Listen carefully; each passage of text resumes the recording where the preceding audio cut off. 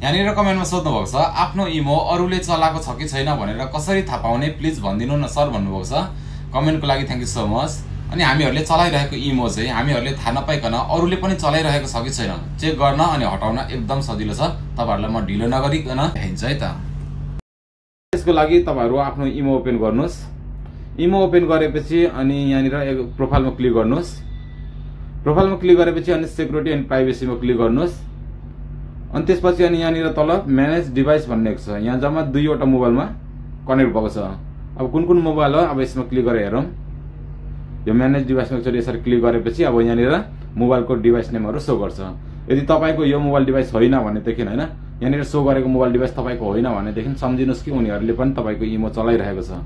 यो दुईटै मेरै आफ्नै हो सो मैले डिलिट गरिन।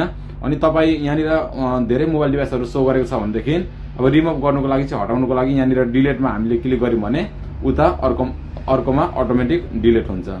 यसमा क्लिक गरेर डिलिट गर्यौं भने अर्को फोनमा अटोमेटिक डिलिट हुन्छ। यो लग आउट हुन्छ है त। हो यस्तो तरिकाले चेक गर्न सक्नुहुन्छ।